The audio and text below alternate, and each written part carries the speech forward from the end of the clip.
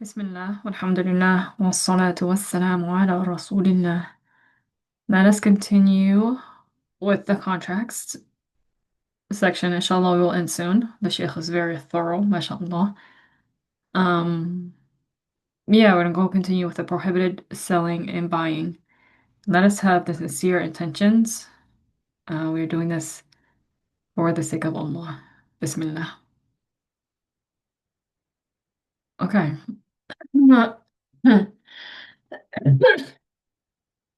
So, among the prohibited transactions is to sell instruments which one is not allowed to use. So, like the flute. Also, every instrument that gives enchantment when played alone. This means selling and buying a tambourine is not prohibited. Likewise, selling and buying drums is not prohibited except for one kind. So, this is a drum that is wide on the two extremes and tight in the middle, which is called al-quba or the barouk. Because this instrument was originally used by the enormous sinners, so playing it is intimidating them. This is why it's prohibited, not because it gives an enchantment when it's played alone. Likewise, it is not valid to sell the flute because one is prohibited to play it. Um, Also here goes like the violin, the piano. So this is when people say music is haram, this is a general statement. What's really haram are these instruments that are included in music that give enchantment. But if like a song just had drums, for example, then it's not haram. So here, the drum that has the concave shape, like a bowl, this kind is permissible. Many times it's used in different countries to wake up the people to eat at sahur time in Ramadan. And in some countries, it's a famous type of drum. Likewise, it is not permissible to sell the dice, except if you're using it as a chess piece or the like. So if someone thinks that the one who is buying it will not use it in, um,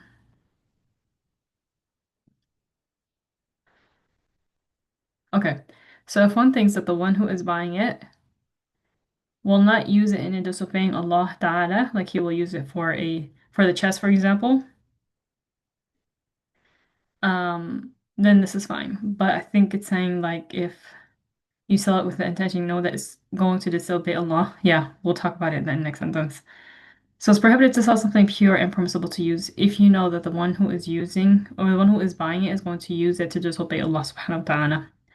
So for example, if someone who wants to buy a knife to kill someone unrightfully, someone wants to buy wood to make a wood, it's not permissible to sell him wood if you know that this is what he will do with it.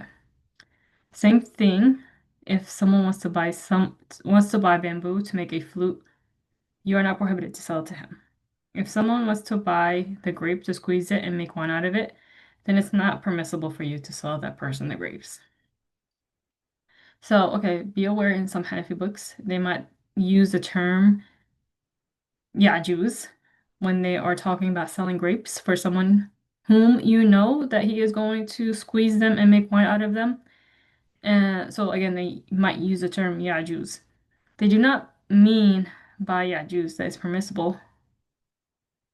Um, there is no sin in that. They mean that the contract is valid. So, okay, so by Yajus, they don't say that it's permissible and that there is no sin in it. They mean that the contract is valid, but the one who does it is sinful. So do not, so they do not want by that to deny the sin of doing that transaction. Rather, they want to reflect that the money that one takes as a price is valid. Just like when you sell wood to someone to make glue out of it. The contract itself is valid, but you are sinful for doing that. They do not mean to deny that this is a sin because Allah said in the Quran, which means do not help each other commit sins.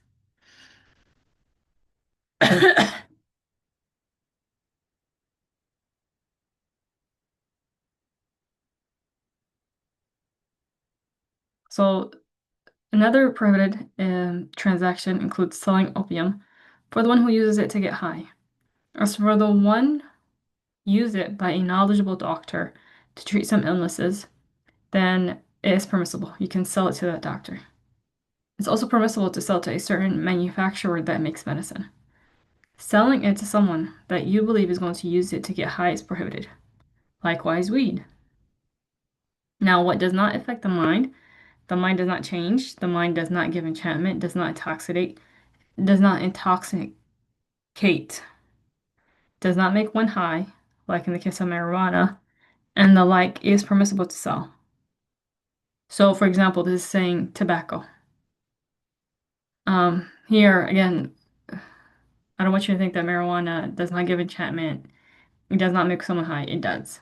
So, marijuana is haram to sell. Um, but tobacco, it's not. It's not haram to sell. And this is for the person. This is the case except for the one who is harmed by smoking it. So you know that because of his health situation, he is harmed if he smokes tobacco.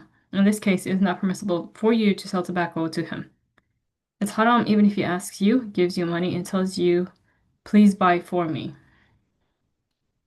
It's not permissible for you to do that.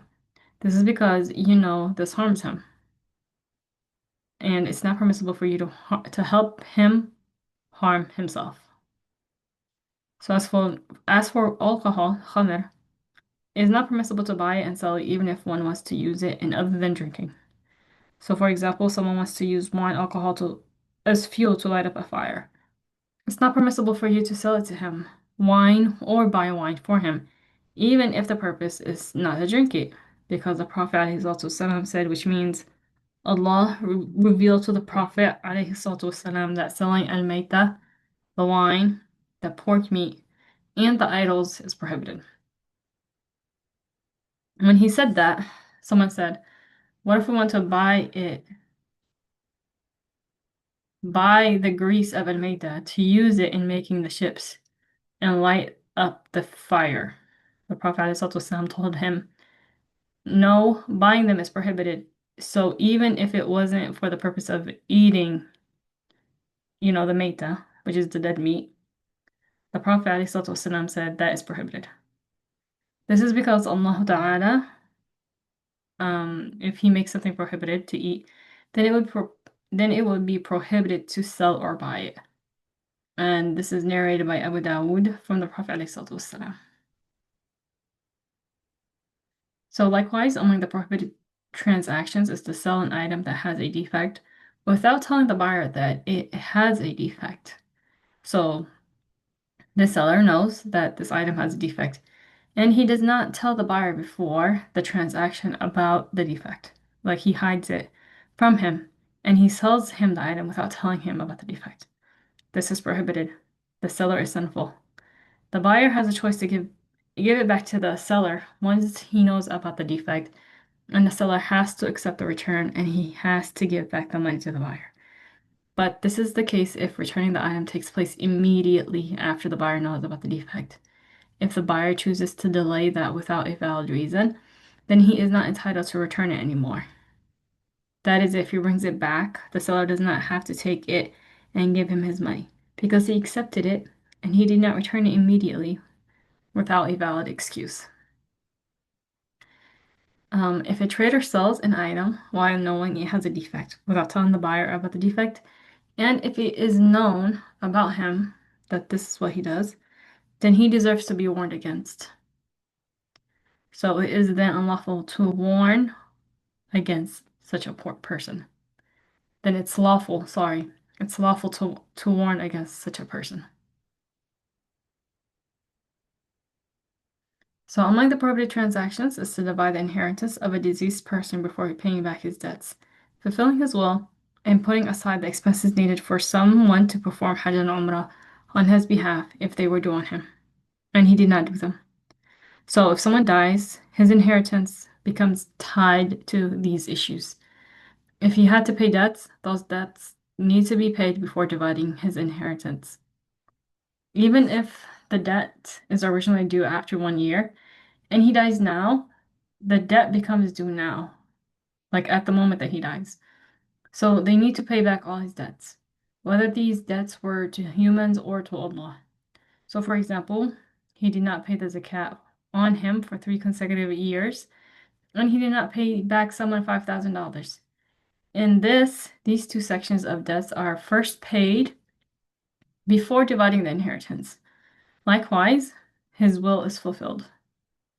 So if the value of his will is 1/3 of the whole inheritance or less, then it would be fulfilled whether the inheritors accept or not, regardless of their opinion.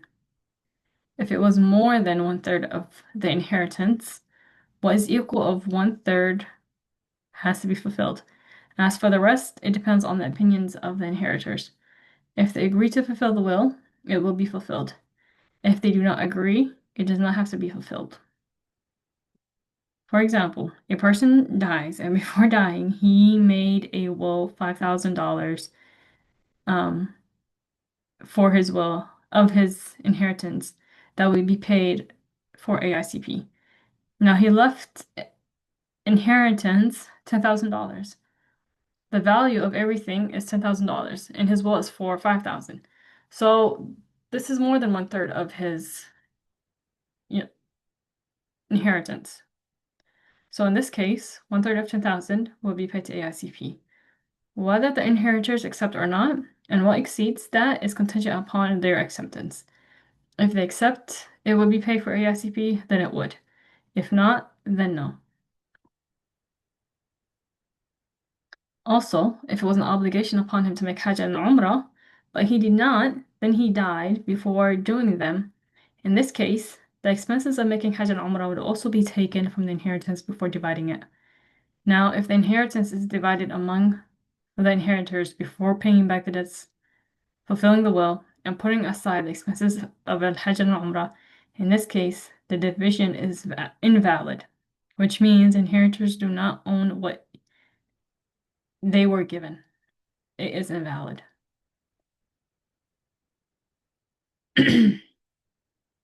So likewise, if any part of the inheritance is sold before fulfilling the aforementioned matters, then the transaction is invalid. That is, except if he sold the property objects to fulfill the aforementioned matters. So, for example, someone dies and all his inheritance were a big flock of cows. In this case, if it was an obligation upon him to make Hajj and Umrah, or both of them, before dying, and he did not do that, then the inheritors, if they divide among them these cows without taking out first the expense of making Hajj and Umrah, again, depending on the case, then this division of inheritance is invalid. If they agree to sell the cows before putting aside the expenses of Hajj and Umrah, then the selling is also be invalid. Except if they sell some cows to fulfill the expenses of Hajj and Umrah, or one of them, or both of them, right? So in this case, the selling is valid. So they can sell the cows and then put the expenses for Hajj and Umrah. And this is valid.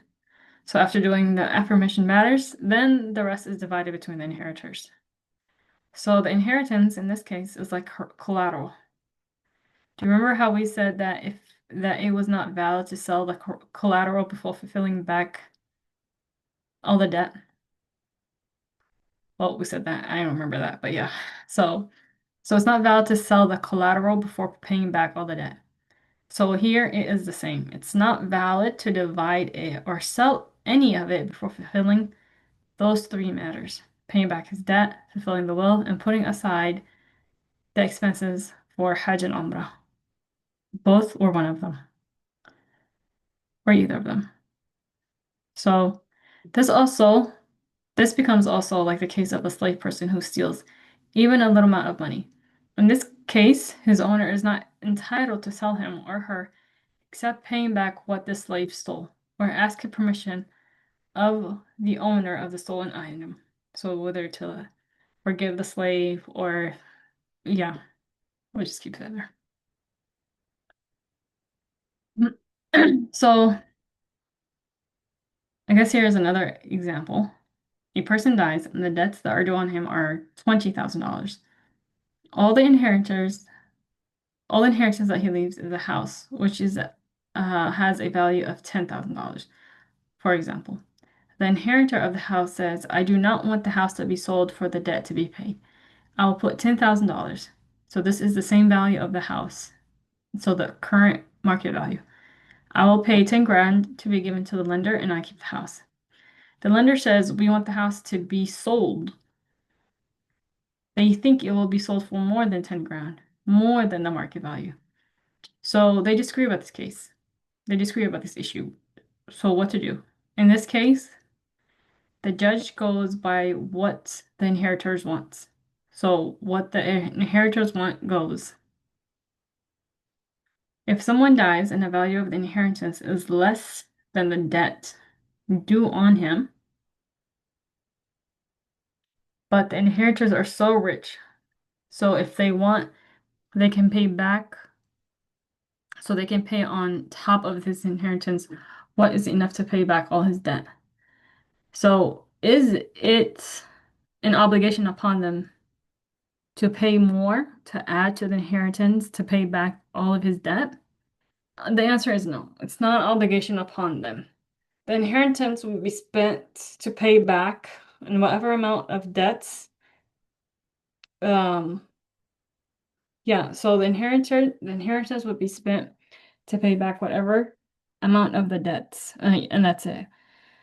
And if they want to pay all his debts, for example, they can do that. They can pay back all of his debts if they want to. For example, they might say, we will well, they will say, for example, we do not want our father to lose some of the good deeds in the hereafter in paying back the debts. Or they might say, instead of those people cursing him or talking bad about him after he dies, let us pay them and they will make dua for him. And he will benefit from this dua or, other reasons. So this is okay. If someone can pay back the debt, but he falls short in that, he does not pay it after the debt is due. So if he doesn't pay that, if he doesn't pay the debt back, uh, in the hereafter, the lender takes from his good deeds. Okay. So we're going to end this class with some questions. So for buying a cup of coffee, if you see everything that is put in it, you can buy it just like that. So you know what's in there, you saw it, and that's enough. If a woman is cleaning your house, for example, and you, a man, cannot stay alone with her, but you want to be sure that she is doing the job properly, you need to manage for that somehow. You cannot stay with her home alone. He brings, for example, his sister, let's say, to check how she is working, if he wants to do that. He can also hire two trustworthy women, and then he can stay and watch how they are working. If someone is working in a company and they offer him life insurance, that is, he doesn't pay anything, he didn't go into any contract, but at the end it comes to him that if he dies, a certain company will give his family, let's say, this amount of money out of their own wealth. Well, it's up to them if they want to give it to his family, and his family can take it. No problem in that.